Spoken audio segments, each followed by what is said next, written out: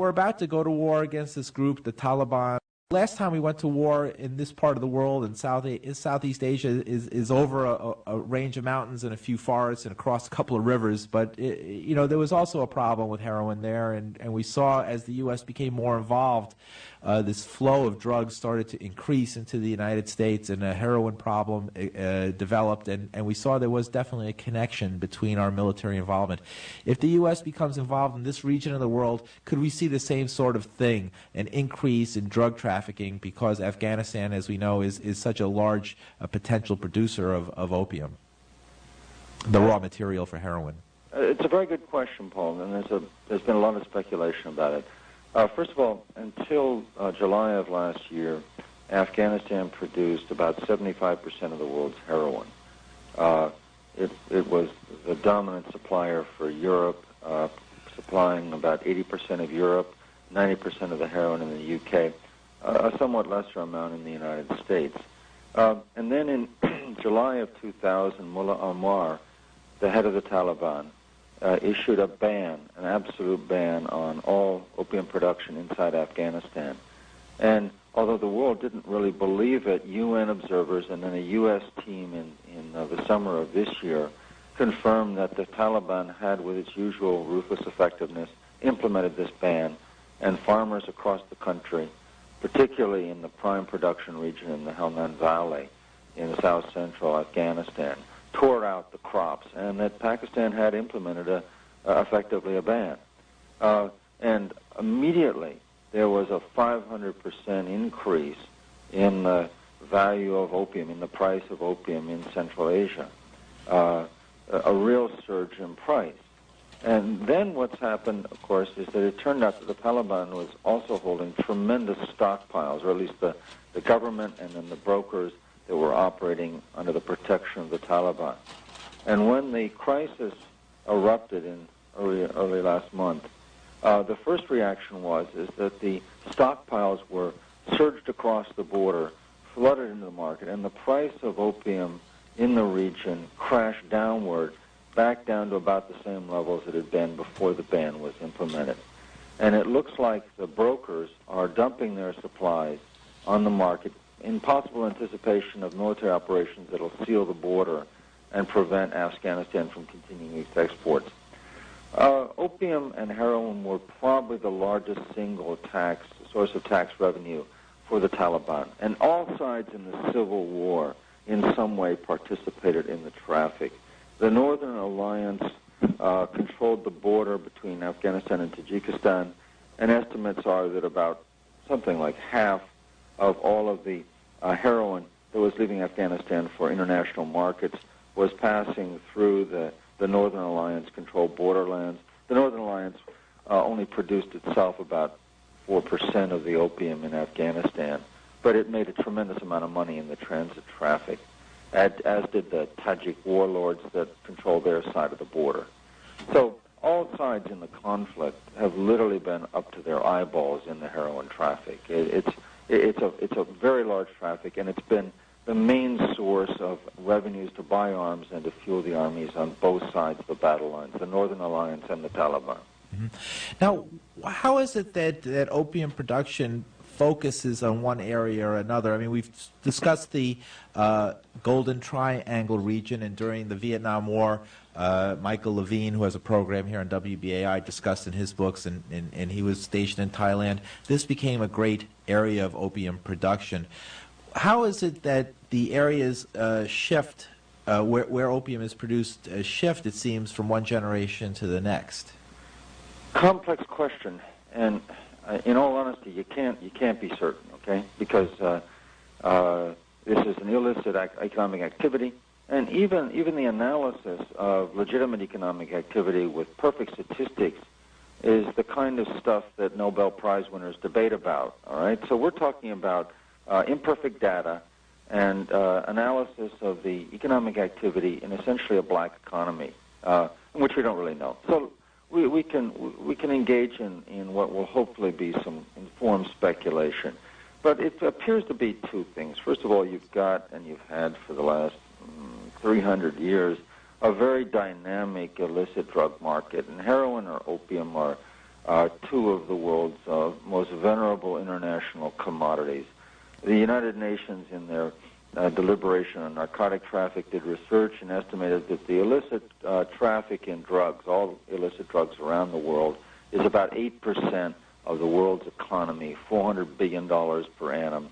The traffic in illicit drugs is larger than the traffic or the trade in textiles. So illicit drugs is bigger than textiles. It's a huge global commodity, and it operates like all complex commodities, somewhat outside the capacity of governments to control it. All right.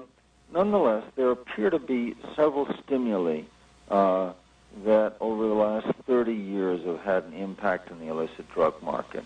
One has been during the Cold War CIA covert operations, and two, during the drug war, has been the failed drug war. Let's look at each of these two stimuli. Mm-hmm.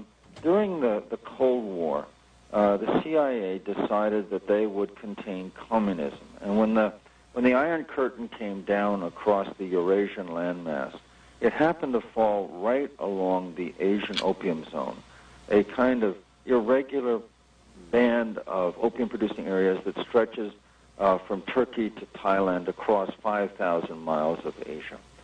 And when the CIA, during the Cold War, from the early 1950s to the late 1980s, a period of 40 years, mounted covert operations probing, if you will, the soft underbelly of communism in the Soviet Union and China, forged alliances with the tribal warlords who also, as a part of their array of power, controlled the opium traffic.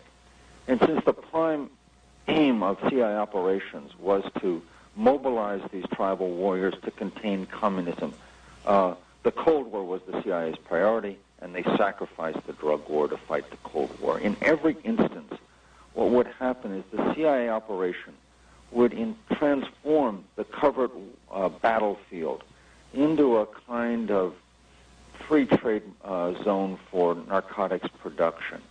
And so these tribal warlords were quickly transformed into major international drug lords, and they would use the CIA's political protection, logistics, the arms, and the aid provided by the CIA to expand their control over the local drug traffic, to actually increase its scale and to increase its international reach.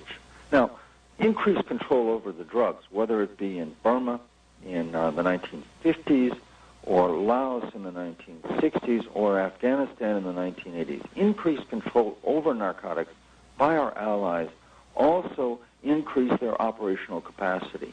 It increased their political control over scattered tribal societies, enabled them to reach literally into the household economy of every farming family and control them and extract troops for the battlefield. It increased their capacity to buy arms, to broker alliances, gave them resources beyond the CIA budgets, way beyond the CIA budgets. In short, the CIA's tolerance for drug trafficking by its tribal allies was rational in the context of the Cold War. It increased the operational capacity of our chosen allies.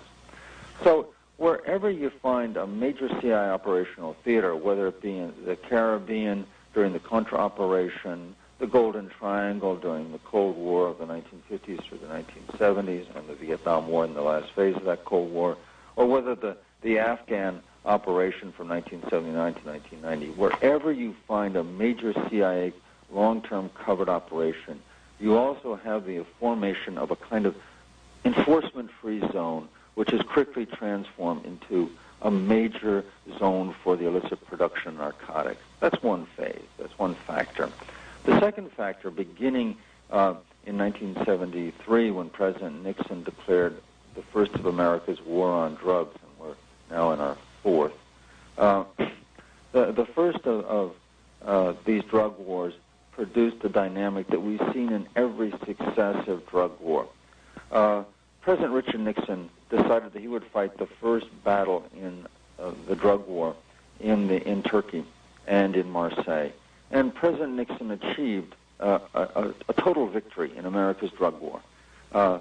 The U.S. pressure on Turkey through the NATO alliance forced the Turkish government to abolish the legal Turkish Opium Production Agency, a thing called the TMO, the Turkish Marketing Organization. And since the Turkey's illicit opium production was done by farmers who produced beyond their quota and sold to illicit traffickers, the Turkish government literally had the names and addresses of all the opium farmers. There was, by 1974, a near total eradication of all opium production inside Turkey. The U.S. provided $30 million in aid to assist the transition. Moreover, working through the French government, there was a crackdown on Corsican syndicate heroin labs in Marseille, and so those labs closed down.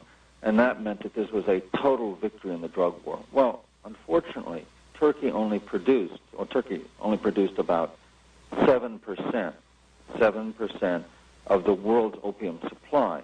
So the sudden eradication of opium in Turkey meant that demand was constant, supply was short. So what happens when demand's constant and supply is short? Illicit price went up, and that provided a stimulus for increased production.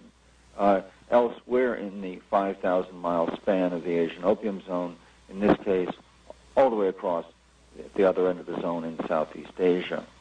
Now, as a result of the drug war, the world illicit supply of opium has doubled about every decade since the drug war started in the early 1970s.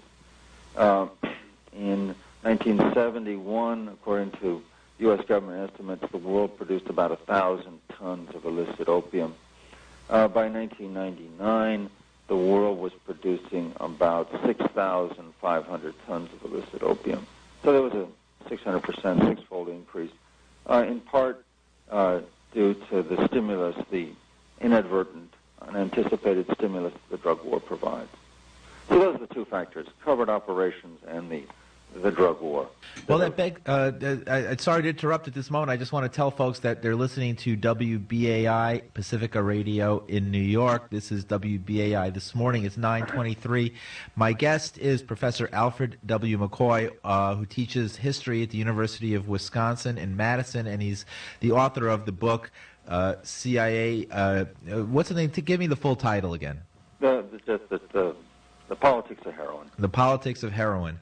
And it's a fascinating book. It's Lawrence Hill. It's still available, right? Oh, it's still available. You can get it at Amazon.com. 2 days, they'll have it on your doorstep. Great. And Lawrence Hill still publishes it? Yep, it's still being published. Still in print.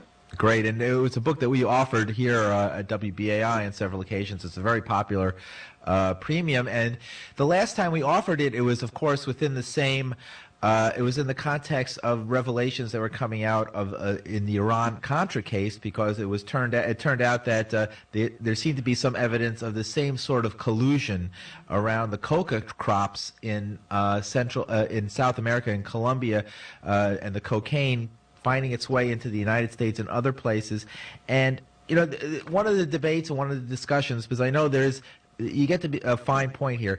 Did the CIA directly take these drugs, whether it was the cocaine from Central America, through Central America and South America, or heroin from Southeast Asia or South Asia?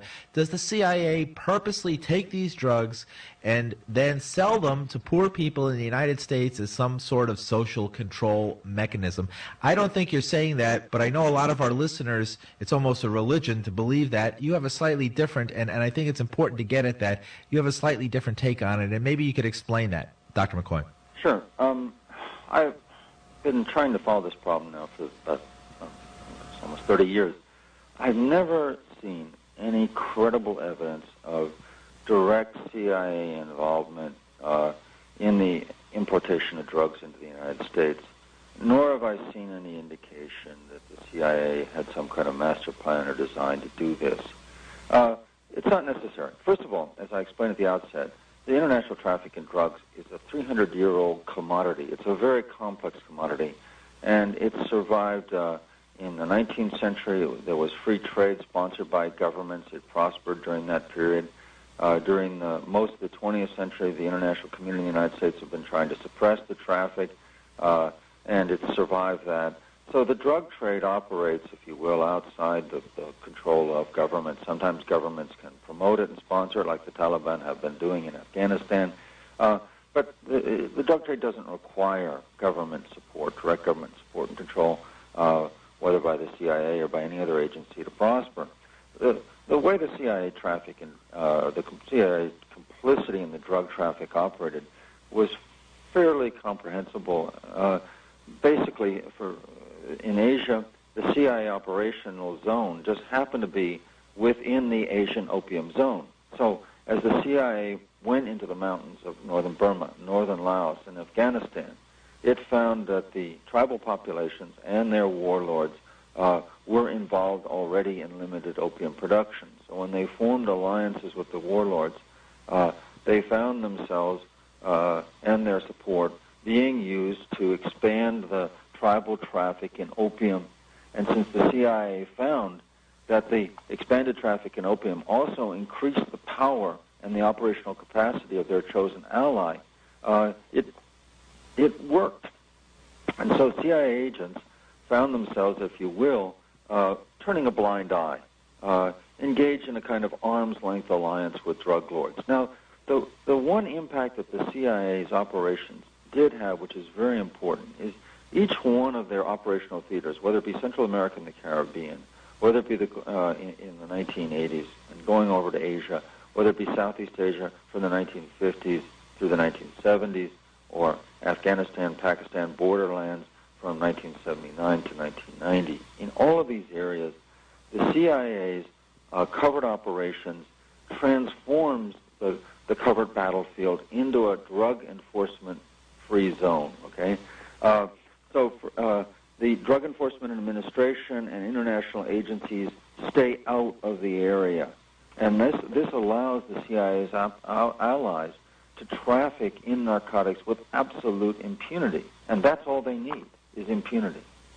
There are some glaring instances where the CIA will block enforcement. For example, in 1982, the Drug Enforcement Administration had a regional office in Honduras under an agent named Thomas Zepeda, and he began generating intelligence showing that the Honduran military, the senior generals in the regime, were taking bribes to allow the Colombian cartels to transit aircraft carrying cocaine through Honduras north towards the United States. And he was collecting very effective intelligence. So this was an important DEA listening post, a small but vital office. Well, it turned out, of course, that Honduras was a frontline state in the war against the Contras, and the CIA didn't want this kind of intelligence being generated, so the DEA closed its office, even though it was generating important intelligence, shutting down this information. In Afghanistan, the same thing happened. From 1979 to 1990, there was a dramatic increase in opium and heroin production. When the covert war started in 1979, Afghanistan, Pakistan produced 0% of the world's heroin supply. Within 2 years, opium production had expanded inside Pakistan dramatically under the direct protection of the Mujahideen fighters that were being armed and supplied by the CIA, and literally hundreds of heroin labs had opened in the northwest frontier province in adjacent Pakistan under the protection of Pakistan Inter-Service Intelligence. The result was that by 1981, 65% of U.S. heroin supply was coming from the Pakistan-Afghanistan borderlands, and an even greater share of Europe's heroin supply was coming from Pakistan and Afghanistan. I'm Paul DeRienzo. Joining me in the studio is Marjorie Moore, the host of Sunrise, which is usually on at 6. And our guest is Professor Alfred W. McCoy, Professor of History at the University of Wisconsin in Madison. And as we've been hearing, quite an expert on the heroin trade and how it is a commodity with a tremendous demand, because if people are producing something, there must be a demand there. And we're going to discuss the role of Afghanistan in particular now and what happened in the history there. One question, though, I wanted to ask at the top, Dr. McCoy, is this. Can we see an increase in demand? If there is an increase of supply, does that necessarily mean more people will be using heroin? Yeah, that's one of those impossible questions to answer. Basically, I think it's possible to say that over the last 200 years, that supply has always found demand with the international opiates traffic.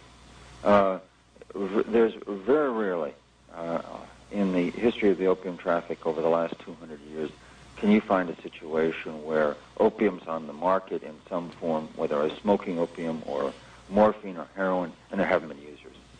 So supply is a critical element of any traffic in narcotics.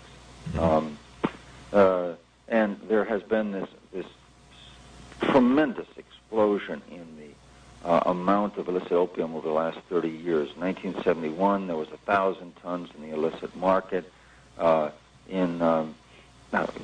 Last year, there was about 6,500 tons, so it went up 650%. There was never a surplus anywhere in the market. Now, of course, as supply goes up, price drops, and it becomes, of course, it becomes cheaper and more available, and that does tend to discourage production a bit. But so far, the world has been able to consume as much as the illicit producers have been able to produce. So during the 1990s, actually from 1996 until 1999, when the Taliban decided, in order to finance their civil war against the Northern Alliance, that they would encourage a dramatic increase in Afghanistan's opium production, they had no trouble exporting.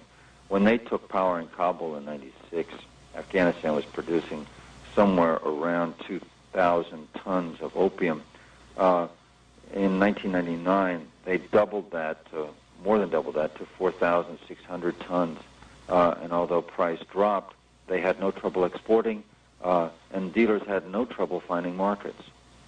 Heroin has become a world drug. There once was a time in let's say way back in the 1970s when there was a reasonably limited supply, 1,000 tons of opium. Consumption was limited to opium smoking in Southeast Asia, crude number 3 granular heroin consumption in Hong Kong, and number 4 powder in the U.S. And that was pretty much the global market. Now it's a global drug. Heroin abuse is spread all across China. It's spread across Russia, Western Europe. It's found in South Africa, North America. It's become a global drug. Mm-hmm. Now, it's interesting that Afghanistan before these troubles began, actually had almost a minuscule production of opium. Is the growing of opium and heroin a tradition in Afghanistan coming back from ancient times, or is this something that was instituted just during these wars? Ancient, yeah, you could say ancient or medieval times in the case of Pakistan. Opium 2,500 years ago appeared in the Eastern Mediterranean, and by the 8th century A.D., it had spread through trade all the way across the Eurasian opium zone to southern China. And about midpoint in that process, it came into Afghanistan, Pakistan, and northern India. And it remained largely used for folk medication. In the 16th century A.D., the Mughal Empire of India began using opium as a recreational drug. But I'd say by the early 20th century, what you had in Central Asia, from Turkey over to Afghanistan, Pakistan, was really a self-contained regional opium market. In the early 1980s, Afghanistan was producing around 200 to 250 tons of opium. There was almost no production into heroin, and almost all of this traffic from Turkey and from Afghanistan went into the vast market, the vast, almost limitless demand for opium that was Iran. Iran remains probably the world's largest single consumer of opiates. Estimates of the addict population in Iran are about 3 million today, and it's been very large. So just to summarize, there was, at the time that the CIA operation started in Afghanistan in 1979, there was localized opium production for regional markets. And what happened is, under this covert war inside Afghanistan, the situation changed dramatically. As the Afghan guerrillas took territory inside Afghanistan, they imposed an opium tax upon the peasants within their areas. This meant that there was a tenfold increase in opium production inside Afghanistan during the 1980s, during the the covert war. It went from about 200 to 250 tons in about 1980-81 to 2,000 tons by 1991, a tenfold increase. And inside Pakistan, starting in 1980, literally hundreds of heroin labs open under the protection of the CIA's ally, Pakistan's Inter-Service Intelligence. And by 1981, Pakistan, Afghanistan was supplying 65% of U.S. supply, but the results in the region were even more dramatic. According to Pakistan government statistics, Pakistan in 1979 had 0 heroin addicts, although they had some opium addicts, but they had 0 heroin addicts. By 1981, they had 5,000 addicts, and by 1985, within 6 years, they had 1,200,000 addicts, which at that time was the world's largest number of addicts, either in percentage or in absolute numbers. Now, Professor McCoy, what this seems to when I listen to these numbers and I see that U.S. aircraft carriers and military personnel are moving into this region, divisions are being mobilized, reserves are being called up. It looks like it's very possible that thousands of Americans might be heading to this area of the world.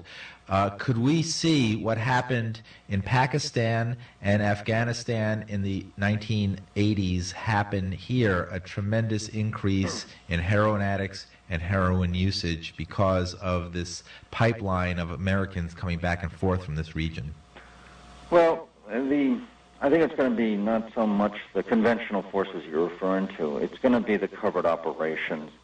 The CIA is moving into the area, and things like the Special Forces and the SEALs and the whole array of U.S. commando-type forces are going to be operating in the region, probably under the control of the CIA, as usually happens when it's a covert war.